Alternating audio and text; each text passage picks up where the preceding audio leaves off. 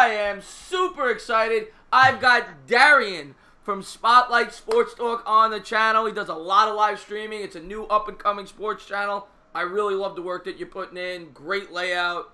You stream every night. I mean, every time I get a notification, I know you're going live. So I am super thrilled to have you on the channel. We've been talking about doing this for a while. So what is going on, my man?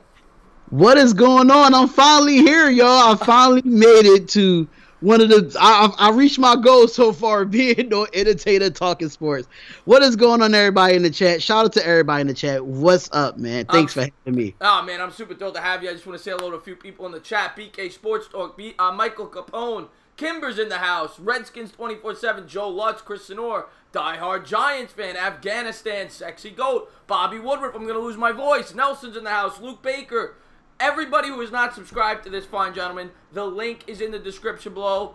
Sexy Goat, of course, with his infamous penis instead of hello. Thank you so much for that. Christopher Columbus. Hey, my man. Sorry I haven't been around the past. Oh, are you kidding me, man? Are you kidding me, man? No, man. You got to do what you got to do, man. Thank you so much for popping in, Christopher Columbus. Jazzy TV, what's going on, my man? So, what is going on, man? I've been watching your channel now for a few months. The work you're putting in, your channel has grown so much. I mean, you're now over 500 subs, right? You just hit over 500 like about a week ago. Yeah, I'm about at 550 now. That's awesome, man. Your channel's blowing up, man, and I appreciate it because I see the work that you put in. What made you decide? I know that you told me before we started that you originally had another YouTube channel. Yeah, I did have another YouTube channel. It was called BRM Battle Rapping Media. It stands for Battle Rap Movement. I was part of the real big hip-hop underground scene where battle rap was broken down like boxing. Like, you had to break down every round, break down bars and stuff like that. But I knew where my passion was. I knew what I knew the knowledge was, and that was in sports. And I started out this sports channel back in 2017. All I did was just fantasy, like DraftKings, ESPN, tell them about my top players or which ones that I wanted as far as like who you want to put in your lineup week to week. And then once I fell away from it in 2018, I had to relocate from New Jersey back to Philadelphia. And then I just started going extra ham once I got the right equipment and the right laptop for it too. So I just started going in, making all kinds of videos. I do have like the Silver and Black podcast, a part of the SpotLight Sports Talk. That's another avenue that I have. But yeah, I'm happy to be a part of this sports community, and it's been an awesome ride. But it's more to come. Yeah, the sports community is absolutely fantastic. Obviously, the Sports Fury, Bad Dog, Philly 500, the Rum Boys. I see them popping all the time. Jazzy TV is another one. So many great sports YouTubers, and I love what you're doing. And so you made the jump to sports. And tell everybody a little bit about your channel. I know you do a lot of live streaming. Now, he is from Philadelphia, by the way, and he hates the Eagles. So basically, you're like Rover Sports. And, yes. And tell me why. I'm a Giants fan, so I'm thrilled to hear this. Tell me why you love every other Philadelphia team. Why do you hate the Eagles? It's just the fans are different when it comes to Eagles fans, man. When they Phillies, Flyers, and Sixers, they're totally different. But when it comes to an Eagles fan, you can't tell them anything. When I say anything, you can't tell the Eagles fan nothing. I want to say thank you to QC for the super chat. Thank you very much. But go ahead. Just for example, the Eagles could be about 5-10. We still making the playoffs. That's not realistic. It's not realistic. They just cringe. It just makes me cringe. I know my father, he's a diehard Eagles fan. My brother, he's a diehard Eagles fan, but he likes the 49ers. But at the same time, I lived in Philly, and every football team I played for was named the Raiders, and I wore those colors as a child. And once I did my research on the history of the Raiders when they was in Los Angeles and they moved to Oakland, I fell in love with them, and I've been in love with them since 1998, and it never changed. But as far as these Eagles fans, I can't stand. They're just not realistic to me. Sorry, Philly 500, I respect you because you're a diehard Eagles fan, but you're a realistic one. It's just these unrealistic ones I can't stand. It makes me cringe. So let me ask you then, what was it like? Were you living? I know you told me you were living in Jersey. Were you living in Philadelphia when they won the Super Bowl? Yes. So tell me that experience. What was that like? I'm so happy I had to work that day.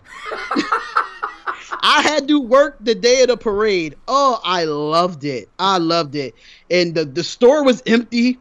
Nobody was in there. They came in there early. They got their Eagle stuff because that's when I used to work at Nike last year. And they just sold out everything. Super Bowl hoodies, everything. And I'm happy they got out of there by at least 10 o'clock. And I have not seen a lot of people for the rest of the day. So it worked out for you. They got out of there quickly. They got out of there quickly. So you're a Raiders fan. Mm-hmm. You guys have the 4th pick. Yep. Who do you want them to take there? I want them to take the guy Williams from Alabama, the defensive tackle, or I want them to take Farrell from Clemson. We need that interior. I mean, even some type of pass rusher we get in a couple picks in the first round. Understand the offensive line needs to be set as well, but we could get those in the later rounds. But defensively is what killed us the last couple of years. If you notice, we had a mixture with new and old players. We just need a fresh start with a bunch of young players. We don't need no Leon Hall and Reggie Nelson. We could just get rid of them. But as far as that interior, that's what killed us in our back end. And we don't have no linebackers either, so hopefully it just be more of a defensive draft than an offensive draft. How about Devin White, the linebacker from LSU? I'll take him too. Yeah, I'll take any defensive player from the SEC. I'll take. Yeah, I like Devin White a lot. I would not be upset if he falls to 6 for the Giants. I think I know middle linebackers don't tend to go that early in the draft. Kuechly's one that went in the top 10, but it's rare. Roquan Smith did last year. But it's rare. But he, I think, could be a big difference maker at the pro level. Super athletic. I wouldn't be upset if the Giants take him. I actually have him in my mock going to your Raiders. I think it makes sense for your team. But we'll see. Quinton Williams, if you have... Thank you so much, Dire Giants fan, for the super chat. I really appreciate that. And yeah, but let me just address the chat real quick, see if anybody's got some questions. Devin White is a complete playmaker. Yeah, absolutely love Devin White. Bobby Woodruff is in the chat. I got to shout out Bob. Every time, by the way, I know you tune in my call and shows sometimes. Every time I don't say hello to Bobby, he thinks I'm mad at him. So I got to go out of my way. Bobby, how you doing, buddy? What's going on, Bobby? Timothy's in the house. Last Jedi, thank you so much for tuning in. Can I get a stand up? Nick Howard, of course you get a stand up. Stand up! Cushman's in the house. What do you say there? Entertaining. Tell Spotlight, thank you for all the support he's given me. There you go. Cushman says thank you for all the support. No problem. No problem. Like I said, if you're a growing channel like myself, if you need some advice to, grow your channel or what you need to do, I'm always willing to help out. Green screen, microphone, etc. Because I started out with a Snowball USB, and now I have an Audio Technica, and I just kept upgrading my content. So if you do need help with anything, I'm willing to help anybody help their channel grow. Yeah, I'm gonna get that microphone next. I actually still have the Snowball, the one that you had. I still have that. I gotta get an upgrade on the microphone. Well, if you it's a website I'm gonna send to you where you could do payments on it, because I do payments on this monthly. Okay. So it helps out with you more. I pay like $26 a month for like 3 months. It's not bad, but I love it. It sounds really good. Yeah, it sounds great. It's great. Your voice is beautiful. Shout me out, Nathaniel. Of course I'm going to shout you out. I know you got a channel over there. Go ahead and check him out. Sarah's in the house. I saw Joe Moose said, I wanted to say hello to him. J-Dog, Knicks. Yeah, they do suck. They do suck. Well, that we could translate into bad. By the way, Christian Orr, thank you for tuning in. Of course, you get a shout out there. So let's translate it to a little basketball talk. I know you're a big Sixers fan. Mm-hmm. Sixers playing pretty well. You guys have the makings of a team that could potentially make the finals. Mm-hmm. How do you think your team looks right now? Without Embiid, we're struggling, and it showed in the Pelicans game last night. We was up 20 in the fourth quarter and ended up winning by 1. Tobias had a good game. It's just the presence of Embiid himself. When he's not in the game, you can see that things are different. Now Marjanovic got hurt last night, so he's going to be out for a week with a bruised knee. So it's just that in Korkmaz, he has a torn meniscus. So like right now, it's not the right time to be getting hurt. So I see why they set out Embiid with knee soreness to not like get him hurt. But we just got to play better as far as that when it comes to the playoffs. It's going to be tough. Celtics is a great team. The Brooklyn Nets, they are up and coming team. They are a sleeper, man. The Brooklyn Nets are playing well. They are playing well, and I'm kind of nervous about them. The Bucks are one of them teams up there. Toronto Raptors, we split the series with them, so it's going to be tough. I can see us getting into at least the Eastern Conference Finals, but it depends who he play in the first couple rounds. That's gonna be if we play Brooklyn, then that's gonna be a heck of a series. I'm looking forward to it if we do play Brooklyn. Brooklyn's playing well. I'm a Knicks fan. I don't like Brooklyn, but Brooklyn has surprised this year. They're a gritty team. They play tough. They're a fun team to watch. They're a team that could do some damage in the first round, depending on who they get. So we'll see with that. Now, you obviously know I'm a Knicks fan. Right. If you were the Knicks, what do you think's gonna happen with the Knicks this offseason? Obviously, you know the rumors. You know that they may be going after Kevin Durant, Kyrie Irving. We don't know what draft pick they're gonna get. But do you think Durant stands a good chance of playing with the Knicks? It depends who comes over. I think the only way he comes if more than one superstar comes. That's just my personal opinion. If you notice, he went strictly to Golden State where it was a bunch of all-stars already. Right. Him coming over to the Knicks by himself is not going to look good for him. No, he just came from a Warriors team that could make the finals every single year. Now, if you could get a Kyrie to come there, or you could get or you could even sell Boogie Cousins, because you know Boogie Cousins is even a 1-year deal with the Warriors. He might not re-sign with the Warriors. If you get at least 1 or 2 extra pieces with that young squad. Your mic got a little low. Can you hear me now? Yeah, better now. Okay, cool. Oh, so, no, low again. I do. All right, I'm gonna just yell. I'm gonna just yell. But honestly, yes. I can see him going to the Knicks. It depends if Zion goes there. Now it's that's another one as well. If Zion can go to the New York Knicks and you can get Kyrie and a few other key pieces in free agency, yes, Durant will go to New York. Yeah, I mean, I love talking to you, man. You know your sports, and you can tell. QC, thank you so much for the super chat. He says, everyone sub up Spotlight Sports Talk. Good channel. He's got a great channel, and the link is in the description below. So please go over there and sub him up. Yeah, man, I think Durant's coming here. I really do. Now, I think another superstar is coming with him. I really think, right now, I'm leaning that him and Kyrie are coming here. I really, truly believe that. Because I think Durant's going to look at it like this. I already won my titles. Now I'm looking to improve my legacy. And if he could ever win 1 title with the Knicks, could you imagine where that would catapult him all time? Like if he won 1 title with the New York Knicks. And thank you so much, Rum Boys Fantasy Sports. Thank you so much for the super chat. Please go over there and check them out too. Tremendous compliment today on Twitter. I really appreciated that. He said very nice things about my channel. So thank you so much. Who's Mark's in the chat? He says it's KD and Kyrie, or I don't want nobody else. Who's Mark? I'm with you. Let me ask who's Mark, and let me ask you this. Say we get lucky, which the Knicks probably won't. They never do, since the Patrick Ewing days when we obviously rigged the lottery. But let's say we get the #1 pick. Hypothetical. I think at that point the Knicks may have the most value of anybody in terms of acquiring Anthony Davis. I think the Pelicans might look at it like we could get the #1 pick.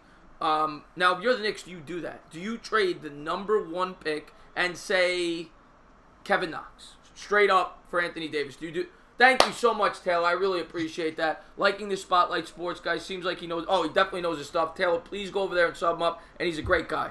Great guy. Great channel. He puts in a ton of work. He's got the whole background. Normally doesn't look like this. He's got a great green screen, a whole setup. He's putting in a ton of work over there. You definitely want to check him out. But would you make that hypothetical trade if you were the Knicks? The 1st overall pick and Kevin Knox for Anthony Davis. I wouldn't do Kevin Knox because Kevin Knox is showing why he should stay with the Knicks. That's 1. 2. I'm going to let you finish. I just want to get Joe Musa, thank you so much. He says, Spotlight, when do you think the Raiders will become contenders again? Go Jets. Well, I'm going to let you answer that after you answer. We talk Anthony Davis. We will get right back to that, Joe Musa. But go ahead. As far as I wouldn't trade Kevin Knox, like I said, due to the fact that he's showing and improving this whole season. I think you should keep him if Durant and Kyrie comes. I just think you just need that young talent. Don't trade away your young talent and get a bunch of vets. My problem with Anthony Davis is his value has went down due to the fact that this whole saga in the trade deadline that he was going to the Lakers, then your general manager gets fired, and then you get hurt before the All-Star game. And then last night, you didn't play damn near the whole 4th quarter against the Sixers when the game was on the line. Right. I'm nervous how toxic as Anthony Davis is. Don't get me wrong, he's a hell of a player, but he don't talk much, but just his demeanor tells me something like, listen, something ain't right with Anthony Davis. And I love him on the court. I love him on the court, but I just feel like if he's not getting his way and they're not winning, he's not going to want to be in New York. He's going to want to be traded again, and it's going to make it toxic for the team. If you look at the Pelicans, they don't even sell half a house anymore because they don't want to support Anthony Davis. He gets booed when he's starting. Why you want to bring that toxic to New York when there's already so much toxic going on in New York right now? Why you want to add on to that, and you trying to get rid of all that in New York? Right. Right, that's a good point. I love Anthony Davis, and I would definitely think long and hard about doing that trade, but I completely get all the points you just brought up. They all make a ton of sense. He's been obviously complaining. He's trying to force his way out of there, and giving up the number 1 pick is a lot. I mean, and you factor, because I don't think the number 1 pick is going to get it done alone. I think you would need to tack on another player, whether it be maybe DSJ, Kevin Knox. But it's an interesting scenario, because if we ever brought in Anthony Davis for $25 million, because that's what he's getting paid right now, then you bring in a Durant for the max, which is $38 for him. You may have enough wiggle room to then also bring in Kyrie. You'd obviously have a bunch of $1 and $2 million players for the rest of your roster. Right. But if you could put those three together, I mean, you're talking something big. But so are you willing to trade AD for AD, give up the number 1 pick, and your possibility of not getting Zion Williamson? So that would be the risk. No. I would. Oh God, thank you so much, Legend. I really appreciate that. Legend says yes. I guess he's talking about the trade, but thank you so much for the super chat. Sacrificing 10 years for 2 and a possible. Well, no, sexy goals. I would only do that trade if I knew that we're getting Durant and Irving. I'm not making the trade if I'm the Knicks unless I know that. Okay. Yeah. No, I'm not just making the trade. Now they may have to make that trade before they acquire those 2 players, but a lot of times in the NBA, you know if you're going to be getting players. They talk, right? Right. So if the Knicks knew we're getting these 2 guys, I would go and make that trade. But I will say this. Having the number 1 pick, having the ability to pay that guy pennies on the dollars compared to a guy like an Anthony Davis who's going to cost you $38 million in a year after this $25 million contract, you're paying this guy like $8 million a year for the first 4 or 5 years of his career, is so valuable. So because then you can build the roster around him. It's almost like acquiring a quarterback on a rookie contract. That's how teams build their line, which is now going to segue us into Joe Moose's question when he asked about the Raiders. When do you think the Raiders, he said, are going to become contenders? And by the way, I want to say hello to Rover Sports, my man. What's going on, Rover Sports? What's going on, Rover Sports? Philly, stand up. Philly, stand up. You in the building, man. Everybody going over there and sub up Rover Sports. Kimber Kiss, what's going on, Kimber Kiss? How you doing? But, yeah, so let's get into that. Joe Moose had asked about that. The Raiders, when do you think they will be contenders again? Now, before we get into that, for people that don't know a ton about the Raiders obviously sold off their whole team last year. They sold off Khalil Mack, Amari Cooper. They acquired a ton of draft picks. Now, it didn't work out probably as much as you would have liked. You got late first-round draft picks, right? The Cowboys, the 25th, and you got the 28th from the Bears. Yeah. You were probably hoping for more in the mid-teens, but didn't work out. But do you think this team can be competitive next year? It all happens with the draft and free agency. It's so many big free agents coming in into this NFL season. If we can go out and get some playmakers. Now, Jared Cook is the only playmaker that we really had. Jordy Nelson is at the backside of his career. I think us giving up Crabtree was a hurt piece for us when he went to Baltimore. Knowing that Baltimore released him this week anyway, I don't know. He might come back to the Raiders. That's where some of his best of his career was with us. Well, I was surprised with Crabtree because I remember when Cooper came in, everybody thought Cooper was going to be the guy. Crabtree was the more productive receiver with the Raiders. Yeah, exactly. And that's why I think honestly, if we do get Crabtree back, he will be that number 1 receiver. And then it will open up things for Jordy Nelson, but I feel like Jordy Nelson's on the backside. So we need to, honestly, I think we should go after Antonio Brown. I'm putting it out there. I think we should go after him. Derek Carr needs a receiver that can make plays. We need a running back that can make plays. Honestly, if you look at the 2 years ago when we went 12-4, look at the offensive coordinator that we had, Bill Musgrave. He could not do nothing in Denver this past year. Bring him back onto the Gruden staff. But knowing me, and I know Gruden is not going to bring Bill Musgrave back. Because he was part of Del Rio's staff when we went 12-4. Which I think we should never got rid of Del Rio anyway. I think he didn't redeem himself. He went 12-4. The next year we went 6-10. Let the man redeem himself. But the people were so high on Gruden coming out of the booth at ESPN and coming back onto the field, and you see what happened. Del Rio drafted Cooper. He's gone. Del Rio drafted Mack. He's gone. It's a pattern there. He wants a fresh start. But at the same time, can we be contenders? I think in the next, if we could do free agencies this year and we could get the right defense together, the right players together, we could be a contender this year. But I'll say the next two years. Next 2 years, we could definitely be contenders. Yeah, I think realistically, it's very hard to say you'll contend this year. I think you guys will be improved because of the draft picks. What's your cap space situation like? I have no idea. Our cap space, we have a lot of it. I think we got like the top. We were like in the top 5 in cap space. I don't know the actual number. Okay. But I know according to what I saw in the NFL Network, we like one of those top teams that have a lot of cap space. Okay. So we're not re-signing a lot of people, but I do need us to re-sign Jared Cook. Right. Yeah, no hit, hands down. That's the first thing you should do. Derek Carr's already paid. Y'all got rid of Mark Cooper. We really don't have no money at the wide receiver spot. Even in the offensive line, it's not really much because Donald Penn renegotiated his contract, so he took a pay cut. Thank God, because he's the reason why Derek Carr broke his leg anyway. Right. Thank you, Donald Penn. But thank you. We would have went to the Super Bowl that year. I'm just saying. But yeah, I could say. If we could pick up the Antonio Brown contract and then have some space to go get some pieces, we won't contend this year, but I think next year, definitely next year, in 2020. What I was gonna say is the holes on your team aside, and even if you could fill them, the division you play in this year, I just think it's unrealistic to think you could contend this year. I think the Jets have a better chance to contend this year because of the division they play in. I mean, you guys have heavy hitters. You got the Chiefs, you got the Chargers, and the Broncos are gonna probably be improved. So you have a very tough division that you play in. So I think you're 2, maybe 3 years away, but I think they're building. So you think the Broncos would be better as knowing they have Joe Flacco with nobody to throw to? I don't know if they're going to be better, but I don't think they're going to be an easy win. Let's put it that way. Yeah, I like the Broncos defense. I can't take that away from them, but I don't trust Flacco or Case Keenum. So yeah. But the Chiefs and Chargers are heavy hitters. So, absolutely. You play in a tough division, but in 2 or 3 years, Rivers will probably be retired.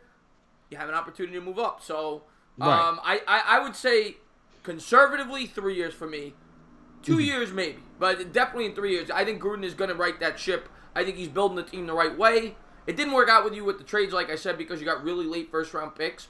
But I do like what the Raiders are doing. I like that they cleaned house. They're starting from scratch. It's always hard to trade Khalil Mack. I mean, he's only, 27, 28 years old, and you gave him up. I was shaking my head when you guys did that, but my heart broke when I got that notification. My heart broke. Yeah.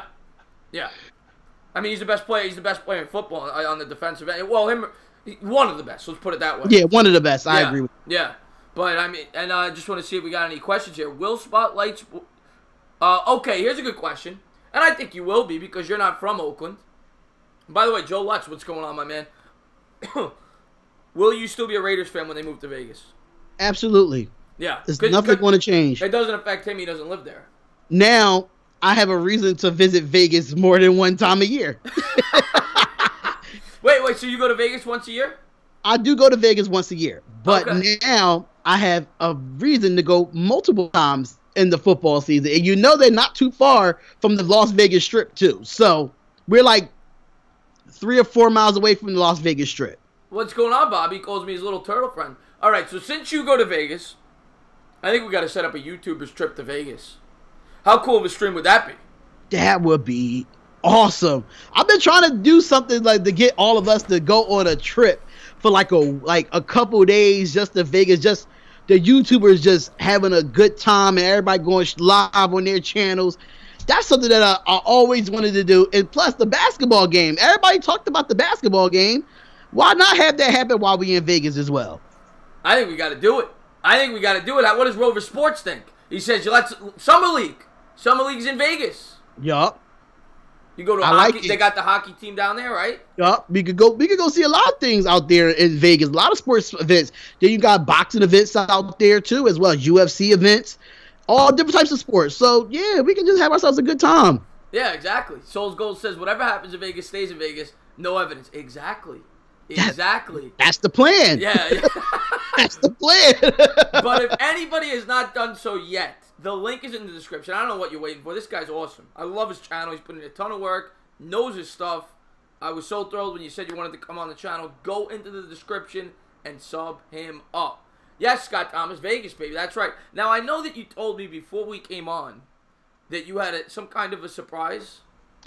Yes. So, I know that a lot of people know this movie, right? A lot of people know this movie. And it's based in New York. And it's a basketball movie. It can't go wrong with this. But I had to do it for this show. The Jesus Shuttlesworth, baby. Oh, yes. Shuttlesworth throwback. I know a lot of people saw me wear my All-Star throwback during All-Star weekend. I had to represent New York some type of way. I don't have nothing Knicks. I don't have nothing Giants. Something New York with sports. I had to do it. Jesus Shuttlesworth Lincoln throwback jersey. There you have it. He got game. Ray Allen. Who doesn't know that movie? Game. He you got game. Cannot go wrong with this. When he's banging Rosario Dawson on the Ferris wheel, right? Yes. That's a great movie. I love that. One of my favorite Spike Lee movies. Great man, movie. Just one of the greatest movies. One of my greatest basketball movies of all time. I loved it, and I even when that movie came out, I had the Jordan 13s that Denzel Washington was wearing, and even one Halloween, I wish I still had the picture, but I had the afro and everything like Denzel, thinking I was his Jesus Shuttlesworth dad. It was dope, man. It was dope, but I had to do it, man, and throw it on. I don't have nothing Knicks, nothing Giants, so I had to do something to support Entertainer Talking Sports, because you know this guy is a big New York fan. I know he's not a Yankees fan, but he's a diehard Mets fan, so had to put this on for you, brother. I appreciate that, my man. And now we get to segue into baseball. Mm-hmm. You're a Phillies fan. Yes. What do you think of Bryce Harper? Man, can we just sign him and get it the hell over with? I'm so sick of this right now. I am so impatient right now. The guy that he turned, I just hope that we get him, because we did offer like what the same amount as what the guy from the Padres got. Was it Machado? Yeah, Machado. Yeah. He got what 10 years, $310 million too, right? 300. Yeah, $310 million. Bryce Harper. No, he got 300. 10 years, 300. Oh, 300. Yeah. Only 300. Only 300. Only 300. And Bryce went more than that for the Phillies. That's why I think he's holding off. Yeah. And then the Dodgers got into. I said, please do not send this guy to the Dodgers. I can't stand the Dodgers. I do not want him in the Dodgers uniform. We need Bryce Harper in Philadelphia. No, you don't. We need him. Send him to the Dodgers. I want him get him out of my division. I want no part of that guy. I can't stand that guy. He's a great player, though, and he will help your team. JT Realmuto was a great pickup for you guys, too. Yeah. Yeah, one of the best catchers in baseball. One of the best catchers in the game, man. He's awesome. Yeah. He's awesome. I was happy to see that we got him as well. Yeah. It's going to be an interesting year in the National League East, because the Phillies are really good. The Mets, I think, are improved. If they get Harper, I think they're really good. The Mets, I think, are very improved. The Braves are very good. They won the division last year, and you can never count out the Nationals. So I think there's 4 teams that can win that division. I'm really pumped up for baseball. We're only a month away. So yeah. I'm a big baseball. I mean, I love all my teams, but I'm a big baseball fan. Not much into the hockey. I'm trying to get into the hockey for the playoffs. I'm going to root for the Islanders if they get in. It looks like they're going to. So we'll see with that. But really big baseball fan. I'm really looking forward to that. Yeah, I'm trying to get back into baseball, too. I haven't been really up the pace with baseball because of football was going on and basketball was going on, and try to keep up with all the updates with baseball. It was tough, but everybody, Bryce Harper. Everybody wants to talk about it.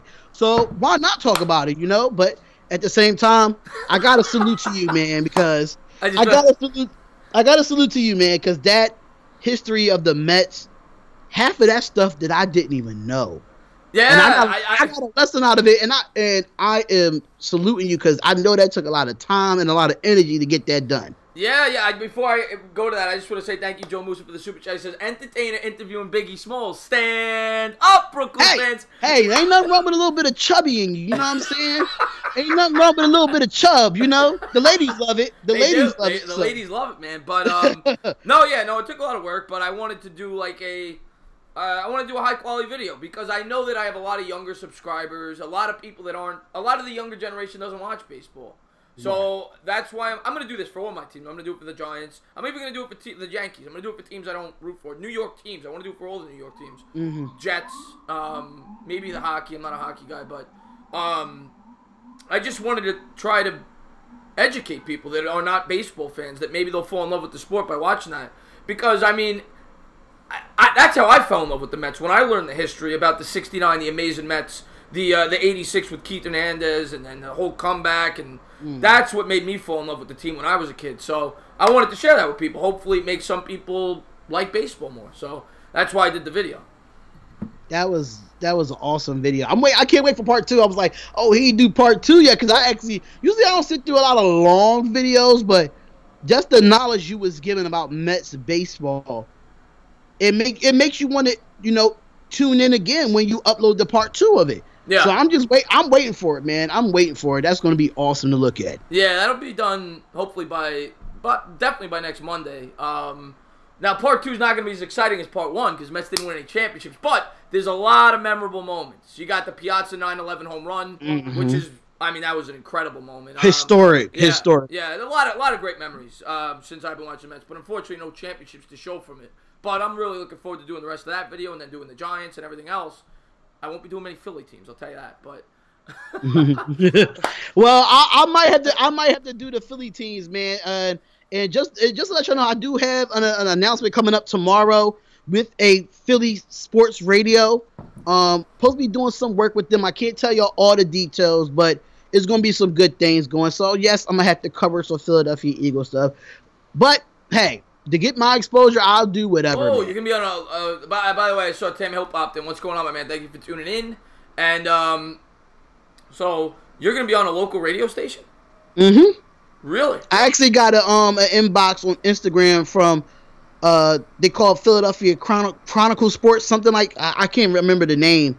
But they reached out to me, and they want me to have some segments on their platform. That's awesome. You can cover in Philly sports, so...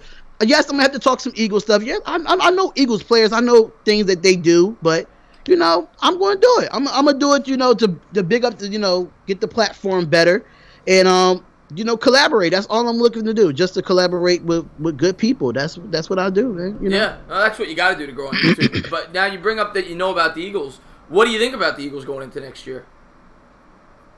They got to get a lot done. Offensive line, and I don't know if Philly 500's in here, but Jason Peters is an old fart. He needs to retire.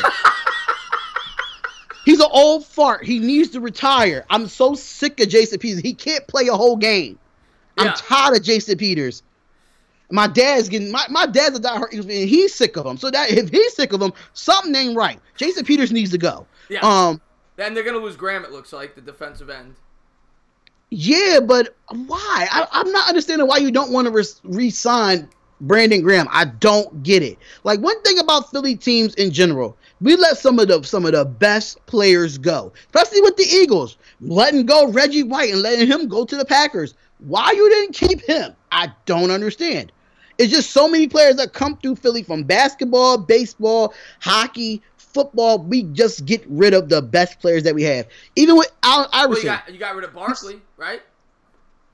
Yeah. Got rid of Barkley. Got rid of Allen Iverson. It just goes on and on and on. Like, one thing I wanted to talk to you about, because when I was on your channel, you were getting into a heated debate, and I was on the other side of it. I wanted to talk to him about this because I am this is a good conversation. To me, the most interesting conversations when it comes to historic basketball is like top 10s of all time. I love having those discussions. Right. And I popped into your stream a couple of weeks ago, and I hear you getting into a heated argument with Ronnie of how Kobe is better than LeBron.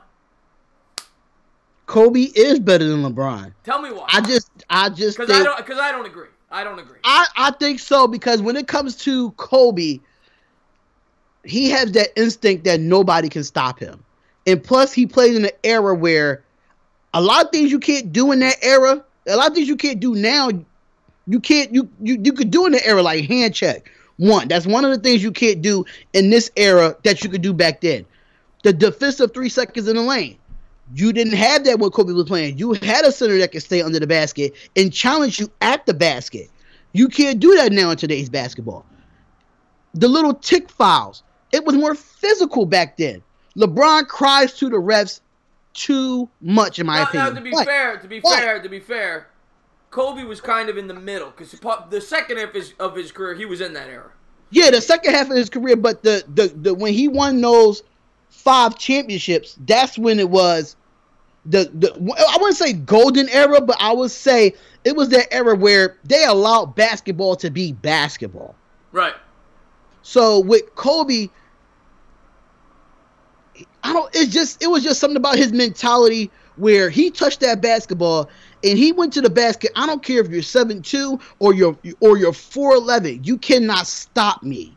Right. And I don't care. I mean, it doesn't matter if it was Michael Jordan in front of him. It doesn't matter if it was Wilt Chamberlain in front of him. It doesn't matter who was in front of him.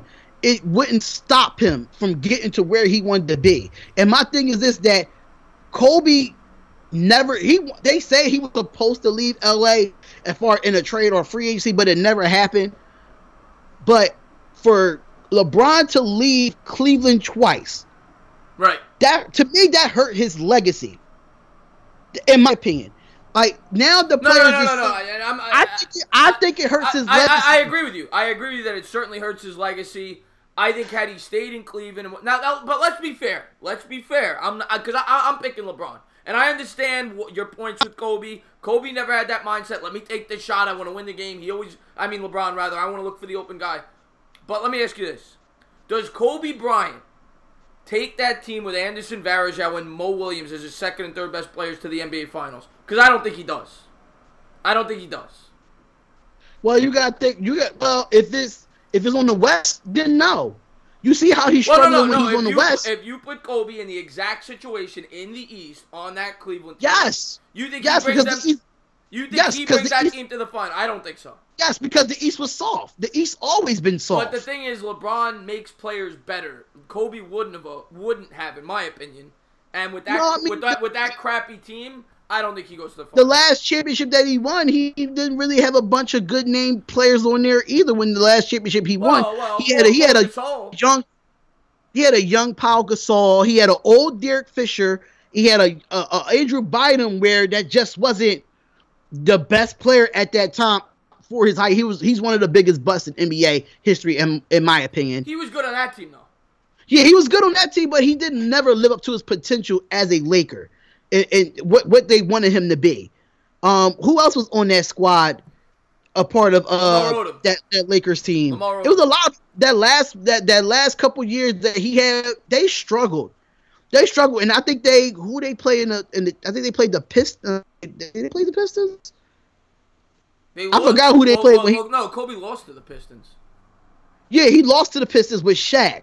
But who did they beat? Who did he beat without Shaq? Because that was his fourth, I think it was his fourth title or his fifth title, where he won without Shaq. Yeah, I'm trying to remember. So I think he won 3 with Shaq, right? Yeah, 3 and I with think Shaq. he won 2 without him.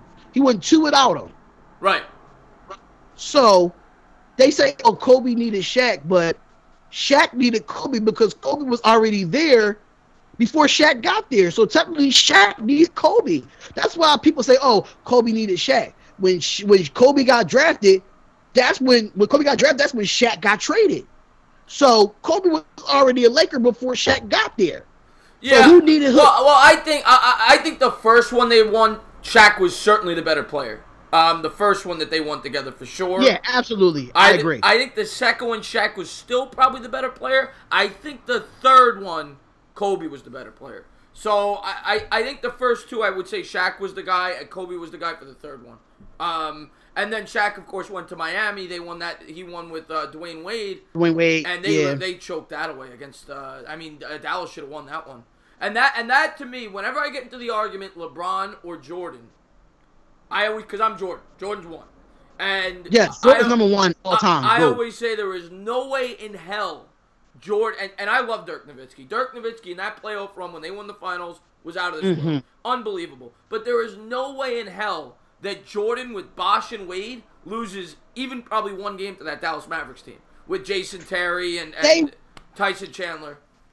With that Bull squad with a Dennis Rodman and Grant and Pippen and Jordan and Kerr with all them. Well, no. I'm saying if you put Jordan on that Heat team, you took LeBron. On the Heat team, he still beats the hell out of them. Yeah, absolutely. And this is where a lot of people go wrong, where they say Jordan is not better than LeBron. I mean, LeBron's better than Jordan. I'm like, how? And then plus, like you said, you can go back to the era too. Jordan played. Right. Jordan got clotheslined by those Pistons teams and the Knicks teams. They used to beat the hell out of the Bill Lamberts of the world and the Patrick Ewings of the world. They just didn't take no stuff. Where, like I was saying, like that's when you had real power forwards and real centers in the league when Jordan was playing. Like you still had Shaq and some power forwards like a Tim Duncan and a Kevin Garnett in that era of the 90s. But when in the early 90s, when Jordan was playing, you had no chance going to the basket without getting fouled. And people say LeBron was able to dominate the 90s. I don't think so. I think he would. I think he's that special. But I get your point. I think he would have dominated. I think Bill Lambert would have LeBron come to the basket and think he's not going to get whacked. There are two players in this era, and we're going to get to the chat in a second. We're going to take questions for the last 20, 25 minutes. There are two players in this era that I think benefit greatly. They would still be very good in other eras, but they wouldn't be superstars. Steph Curry, James Harden. I think they both benefit greatly. I think if Harden played in that era, it wouldn't be near the same player. I think Curry, if he played in that era, wouldn't be the same player. They'd still be good, but I don't think they'd be. They wouldn't be the same player because back then it wasn't all about the three. And Harden gets fouled. There was all those ticky-tack fouls. He gets a lot of his points from the free throw. Mm-hmm. You know what I'm saying? Yeah. He would have got. Yeah. And he doesn't play defense. Absolutely. This is why I think he's not MVP. Yeah. This is why I'm thinking he's not MVP, because he plays no defense. When your MVP is most valuable player, that means you have to score, you have to defend, and understand that he makes plays offensively, but defensively he does not do nothing.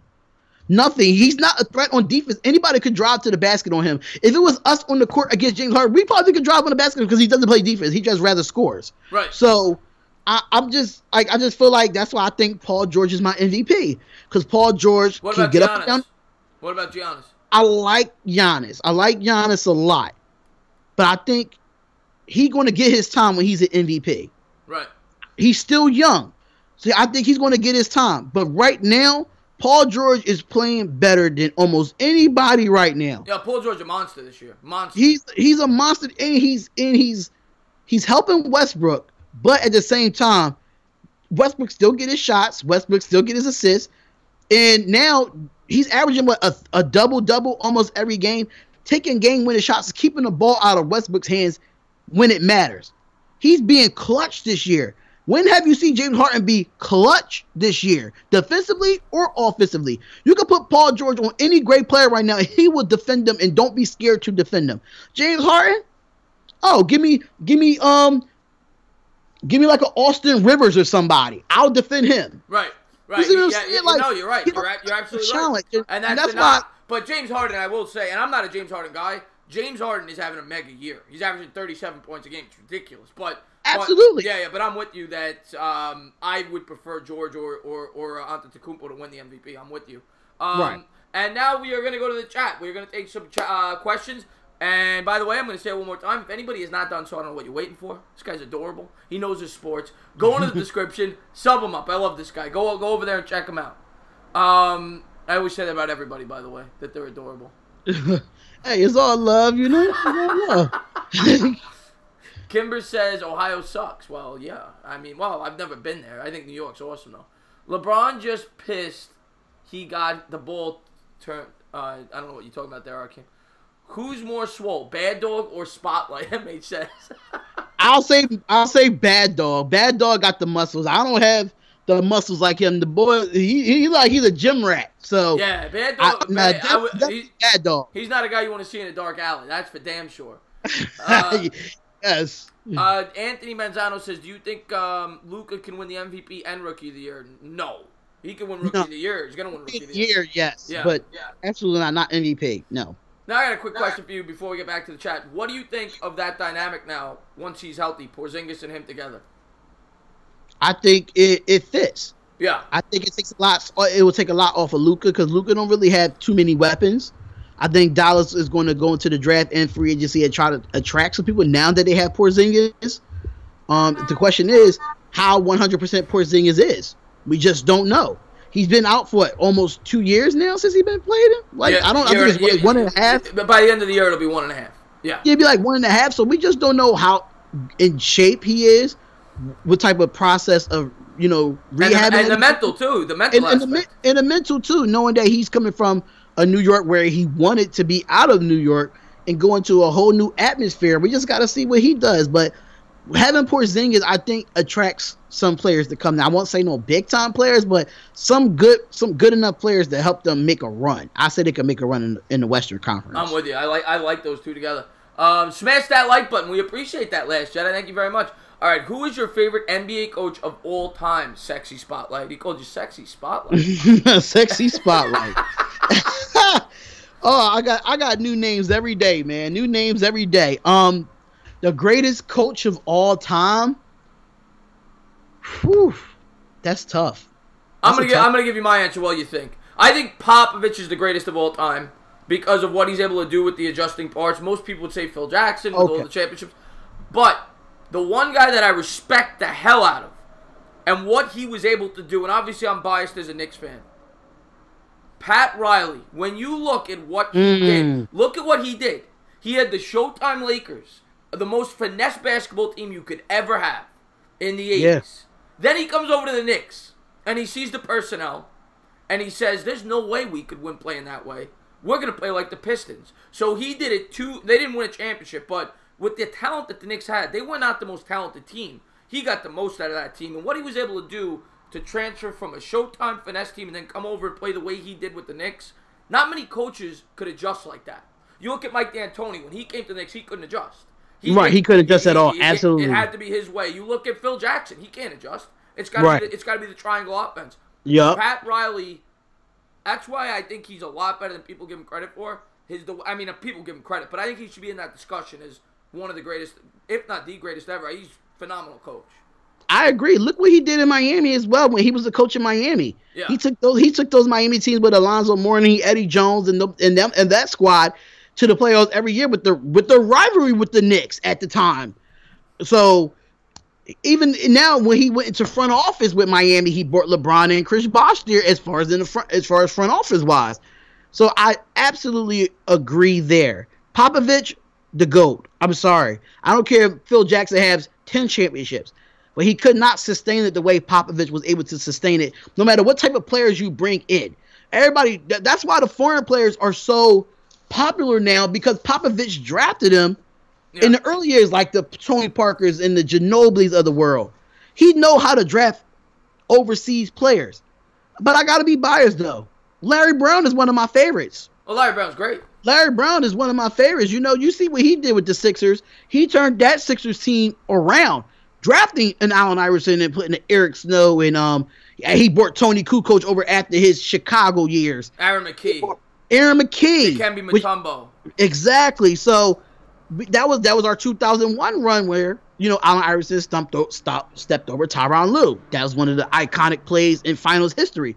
So I have to go with Larry Brown as well as far as best coaches. Larry Brown, great coach. Not too good with the Knicks, but that's a common. Lenny Wilkins didn't do good here. Mike D'Antoni didn't do good here. We tend to get these great coaches, and then they come here and then they forget how to coach. So, or maybe that's something to do with the Knicks. It probably has a lot more to do with the Knicks. Let's see if we got any questions here. Let's see. Larry Brown got fired in China, Dark Demonic says. I'm not surprised. Yeah. Let's see. How about the head coach for Boston in the 80s? Anthony Manzano asks. What was that coach in the 80s? That's when they had the Kevin McHale, Larry Brown, Dennis Johnson. Yeah. In that crew. I don't even remember that coach's name. Yeah, I wasn't around then. So I mean, wait, was that No. Another good one I'm thinking of is Chuck Daly. Very good coach. Yeah, Chuck Daly was a good one. With the Pistons. Very good coach. Definitely was a good one. What's going on, Big Blue for Life? And we are answering some questions here. Worst player to ever play in the NBA. I don't know if I'm going to be able to give you the worst player. I'm going to give you the worst busts. I think Adam Morrison was a huge bust. I think Michael Olowokandi, Kwame Brown, Greg Oden, more to do with injury. Those are some of the big busts. I have to agree. I think Andrew Bynum was one of those busts as well. Right. Well, Andrew Bynum had more success than those guys, but yes, he was a bust. He was a bust. Yeah, he was a bust when we had him in Philly. He was terrible. I don't know why we got him. That was just a bad move on our end. Yeah, Kwame Brown, I think he's my biggest bust. He's up there. He's definitely up there. He's one of my biggest busts. I think he came out of high school. What's the guy's name that got drafted to the Cavaliers? What is his name? Anthony Bennett, yeah. Anthony Bennett was a bust. What a horrible pick that was. That was terrible. I'm like, the Cavaliers, what are you doing? Anthony Bennett? I didn't even know who the guy was. I didn't even know who he was, Chris. Seriously, I did not know who he was. Yeah. I see him like, he played here? No way. No way. Yeah, not a good pick. I laughed my head up when Cleveland drafted him. Dark Demonic says, yeah, not a good pick. Yeah, Beast, he was definitely up there. That's for damn sure. Michael O'Candy's got to be up there, too. He was the number 1 pick, too. Now, all right, now real quick, since we don't have a question right now. Right. What do you think is the greatest draft of all time? Now, I think there's 3 choices here. I think you got the 84 draft, which is what a lot of people would say, with Jordan, Stockton, Barkley, Olajuwon. The 96 draft. Or the 04. Where you had AI and... Well, 96 draft, you got Kobe Bryant. You got Allen Iverson. Yep. Steve Nash. Stephon Marbury. Ray Allen. Sharif Abdul-Rahim. Jermaine O'Neal. Marcus Camby. There's a lot more. Antoine Walker. Yeah, it's a deep... Peja Stojakovic. It's a deep draft. 84 is top-heavy. With the big 4, Stockton, right. Stockton, Olajuwon, Jordan, and Barkley, and then 04, you got Wade, LeBron, Bosh, Carmelo. But who was picked after that? After those 4 in that draft? 96 is definitely the deepest. Yeah, I think 96 is the best draft. It has the most Hall of Famers. Yeah, in my opinion, it has the most Hall of Famers out of that draft. As far as with the LeBron, Wade, and Carmelo draft. You can't really name players after those players was picked. I don't know who else came out of that draft outside of the draft that was with Carmelo, LeBron, and Wade. I really can't think of none. But that 96 draft, it's loaded. In the 84 draft, that's a tough one to pick. But I'm a 90s guy, so I'm gonna go with the 96 draft. I actually watched that draft from front to back, and you can just keep going and going with who the people that was in that draft. I love Jordan Depp. I love Barkley. I love Olajuwon. But the 90s was my era of basketball, so I have to go with that. Yeah, the 84 had obviously the better top 4, but I think the depth, and I didn't even name all the players. There's other ones that were good pros. When you look at the depth of that 96 draft, it is insane. There was 20. I think Zogalskis was in that draft too. There was a crazy draft. I mean, insane. Absolutely insane.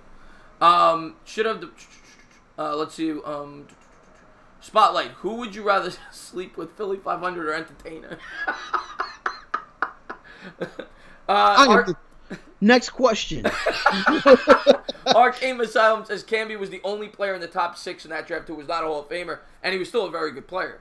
So, yeah, you could pick out so many drafts where... I don't understand how he's not a Hall of Famer. How is Marcus Camby not a Hall of Famer? Camby's not a Hall of Famer. I don't know. No, Camby? I think as far as basketball Hall of Fame, if you want to talk about overall what he did at UMass as well. All right, if you want to include college, maybe. But as far as at the NBA level, he was a good player.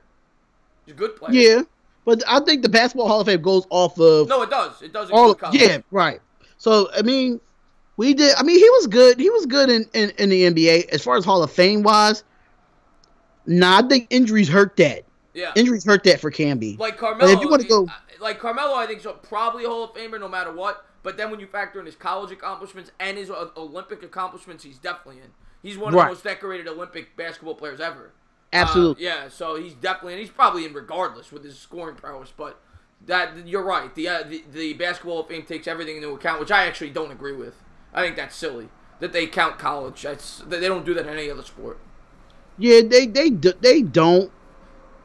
I mean, because I think they do it because of the women that go into the Basketball Hall of Fame as well, knowing that most of those women that got into the Hall of Fame, most of their success was in college before the WNBA. That's fair. That's why I think. But if you want to do that, then you could use that for women to get into the Hall of Fame. But I don't think for the men, you shouldn't do that. I think you should go off the NBA career when it comes to them.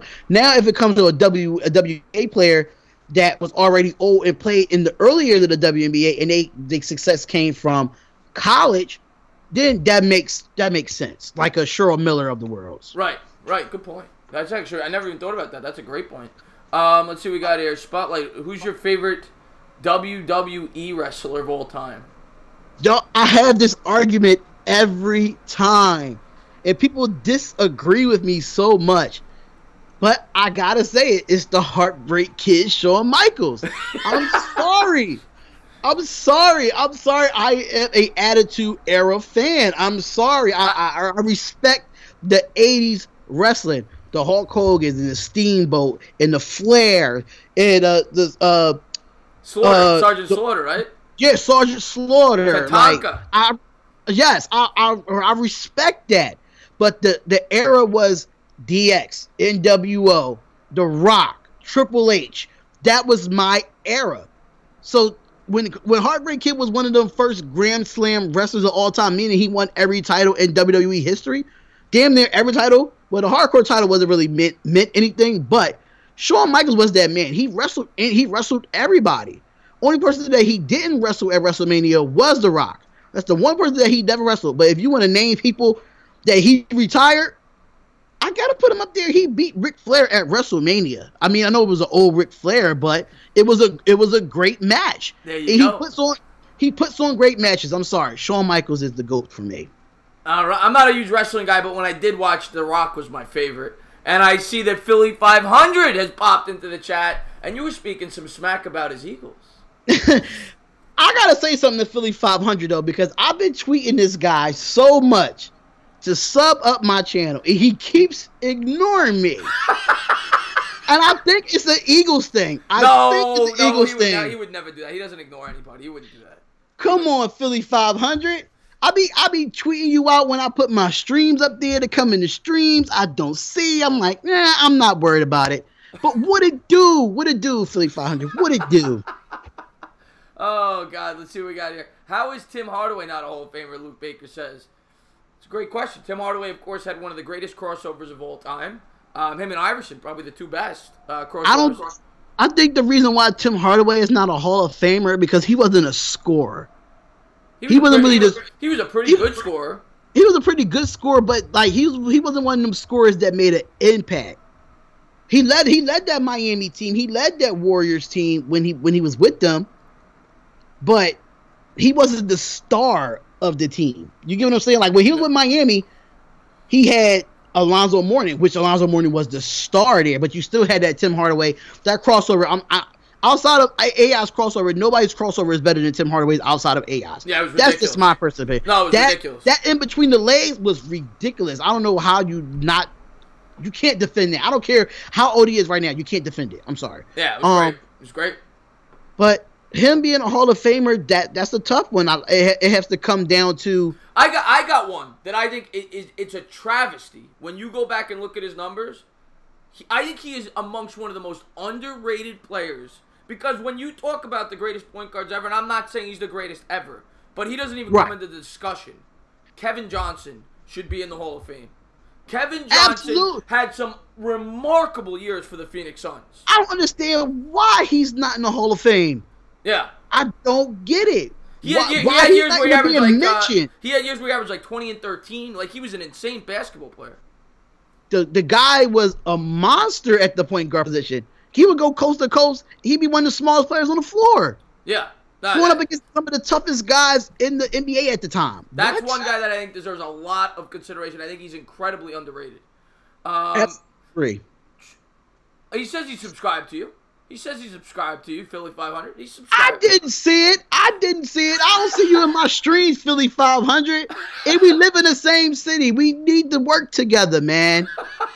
We live in the same city, and I know with your accent, you live in South Philly, so I know how to get to South Philly. No, Philly.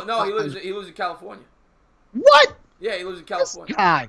He's from South Philly though. I bet you I'm correct when I say he's from South Philly. I know he's originally from Philly. I don't know where. Yeah, he has that Philly South Philly accent. Absolutely. Yeah. Oh, we'll see if you're right. Philly does get possessed by demons. You're absolutely right about that. Would a donkish pushing? We already talked about that. Yeah. Just sub the sports site. Very good stuff there, Chuck Sharks. Thank you for doing that. Thank you. I appreciate it. Please go into that description. Sub this man up. Is it weird? Tim Tebow is my favorite Jet. Yes, it's very weird. Very weird. I think he's a great college football player, but he was never a great professional player. So that's totally different. Yeah, and he was a horrible Jet. Why would he be your favorite Jet? Unless you're not a Jets fan, I think you are though. Yes, he's originally from South Philly, by the way. See, yeah. I knew it. And there you go. B says Mayor Kevin Johnson definitely deserves to be in the Hall of Fame. He should already be in. It's a travesty that he's not. Thank you so much, MH. He says that we make sports sexy. What's going on, movie critic? How you doing, buddy? Everybody go over there and check him out. What's going on? Thank you for tuning in the stream, my man. What's going on, movie critic? What's up? Kyler Murray. Okay, here's a question for you. And you probably I was waiting for it. You probably haven't looked too much into it because you're not really looking at a quarterback this year as a Raider fan. But if you're the Giants and you take we don't know if we're taking a quarterback, but if you were gonna take one, who would you take? Murray or Haskins, or someone else? Would you take Drew Lock? Who would you take? You put me on the spot with this one, but I feel like Murray has the better arm, but Haskins has the height.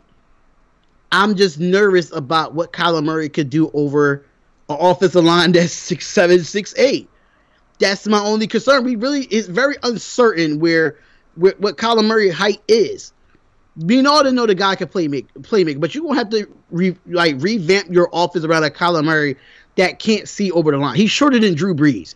Drew Brees already struggling as him being 6 foot. He's much shorter. He's much shorter than Drew Brees. He's like 3 inches shorter. And I feel like Haskins has the power to be mobile and throw in the pocket. So I would go with Haskins over Kyler Murray, but Kyler Murray has more playmaking ability than Haskins, but it's just the height that concerns me when he goes to an NFL team. Now, we all know what Russell Wilson is doing, but 90% of Russell Wilson's offense, he's rolling outside of the pocket because he can't stand in the pocket because he's too short. Right. So you have to redo your offense around a Kyler Murray. Then when you have Haskins, you don't have to do that much. You just have to make sure you put in a little bit of run plays for him. Not too much, but yeah, he's not really a runner. You can rink and dink with him, but with Kyler Murray, it's going to be a little bit tougher because he's shorter.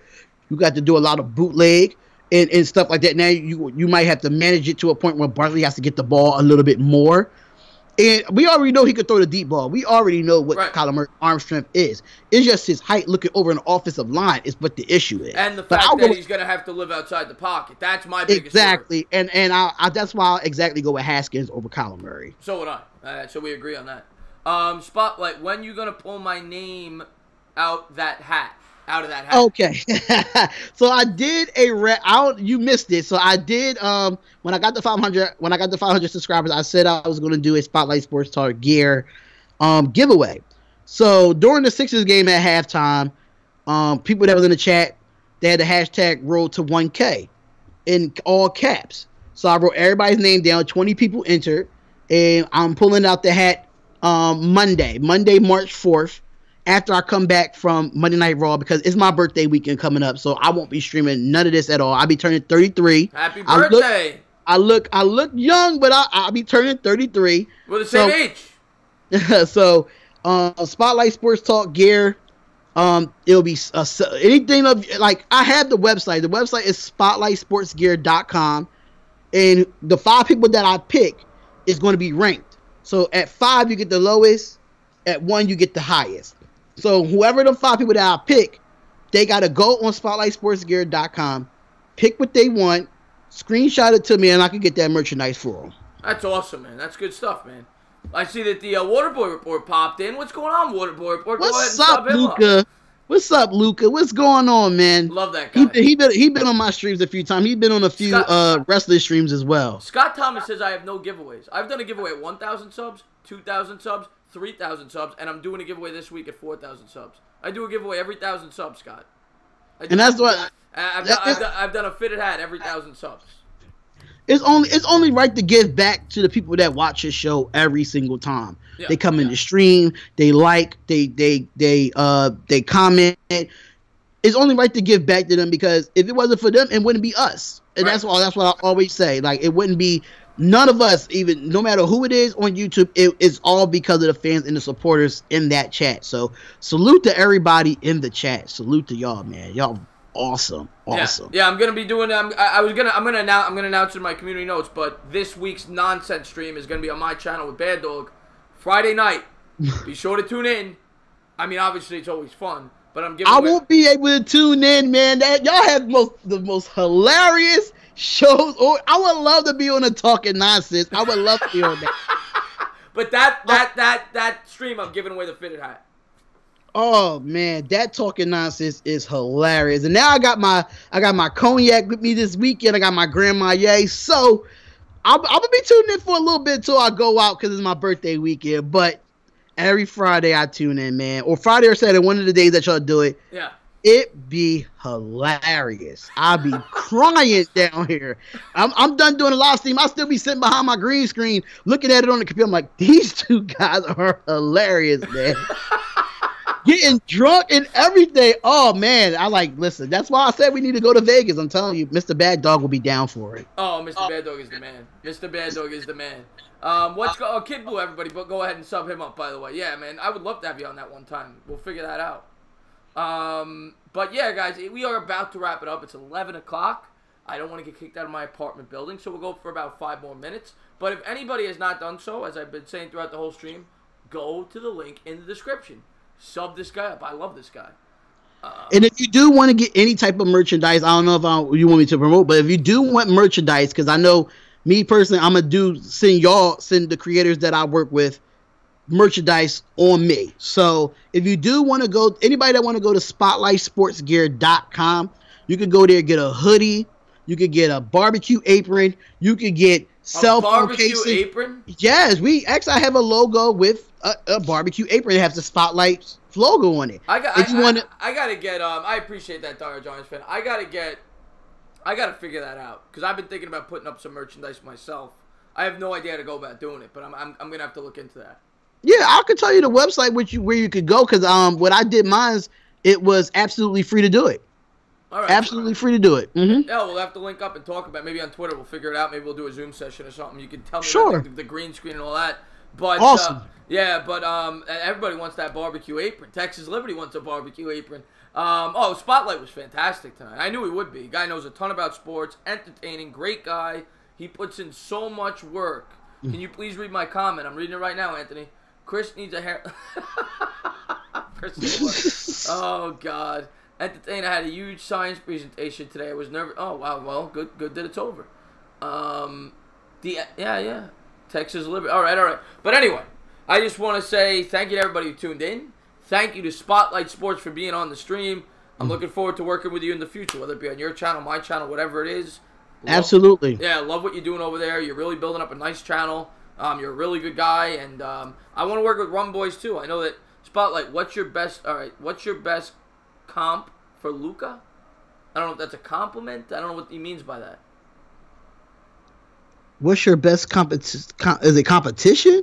Maybe compliment. I don't know what comp means, Anthony. You gotta be more specific. And I did see another question. He said, "Spotlight, what was the match at WrestleMania X versus HBK?" What's going on, William Pascal? I think it was the Chris Jericho match when it was in the Seiko Fieldhouse in Seattle. That's what I think it was. I'm not too sure. Or that was WrestleMania 20? Have a good night. One of those, man. Have a good night, Beast.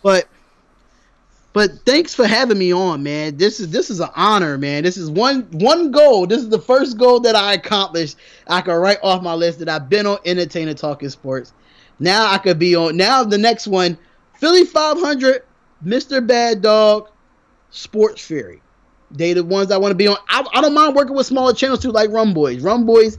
I was gonna say I like Rum Boys. I'm probably gonna have them on the channel. I got a few guys lined up in the next couple of weeks, but I'll probably have Rum Boys in about a month or so. I'll probably have them on the channel. Yeah, because Rum Boys, he hit me up on Twitter. Him and it's another channel called what is I think it's a Fanatic Sports channel. They link up a lot on Twitter. They always tweeting us out, helping us get followers, helping us with stuff like that. But we all like do some stuff together. We talk a lot about with content and stuff. But Rum Boys, man, you got to talk about your Lakers too, man. How they looking bad right now, Rum Boys. I'm sorry, bro. I love you to death, but your Lakers looking bad. What a bust. 4 out of the last 5. What a bust this year. What a bust. 4 out of the last 5 games, and LeBron's supposed to be in playoff mode. Okay. Yeah. But guys, dude, I live in San Antonio. I don't know what you're talking to there. SpotLight, what's your best comparison? I guess he means for. I'm going to let you answer that because he was asking us to read the question. What's your best comparison for Luka from Waterboard Report? Waterboard Report. As far as the comparison, I think none of us on the YouTube creator side has a comparison. I think everybody has their own lane and their own style. Yeah, their own flavor. Yeah, everybody have their own style or how they present themselves on the YouTube channel. Now with Luka, I already knew he had a green screen. I helped him out with his green screen as well. But at the same time, he put his own little flair to it. Everybody put their little style to it. If you learn the basics of using a green screen, you can put your own thing to it. But everybody has their own way of presenting their content. So I don't see it as competition, and I don't see it as a comparison. Everybody has their own personality and their own style. So I definitely don't see it as a comparison. Luka do his thing the way he does it. I do mine a little bit different. You do yours a little bit different. Everybody have their own way of presenting great content. That's the way you got to look at it on YouTube. A lot of people don't look at it that way, and that's the way I've looked at it since I've started. I don't look at people in the sports community as competition. I look at it as people to help my channel, bro. You work with people to. Right. That's the only way you're ever going to grow on YouTube. You're only going to get so far if you're a loner and you don't work with other people. Right. That's what YouTube's about. So I mean, that's the right mindset to have. Absolutely. Absolutely. But we are going to close it out. Kimber Kiss, have a good night. CE Sports, have a good night. Chris Sinwar, have a good night. Movie Critic, have a good night. Luke Baker, Zion Williamson, JR Smooth is Scripted. I want to say thank you to everybody who tuned in. I want to say Texas Liberty, have a good night. Good host is hard to find. Good stream. I appreciate that, Texas Liberty. And I just want to say thank you again for coming on. Hope you had a good time, and I'm looking forward to working with you in the future. Oh, man, I had a fun time tonight. If y'all have not subscribed, and you're new in the chat and you haven't subscribed to me or Entertainer, it's going to be some problems. It's going to be some problems. I got a bodyguard for that. I got a bodyguard if you don't subscribe to both of ours. That's why I say with Rum Boys too. Like if y'all don't subscribe to me or Rum Boys when we doing the channel, it's knuckle sandwiches, man. It's knuckle sandwiches. So you do not want to miss out on great content with us, man. But thanks for having me on. I appreciate it. You got it, man. And thank you again, Dire Giants fan, for the super chat. I really do appreciate that. Have a great night, man. And I hope everybody in the chat has a great night. Thank you guys so much for tuning in. Texas Liberty, thank you for subscribing to him. I appreciate that. And have a good night. Crazy Mofo, I appreciate that.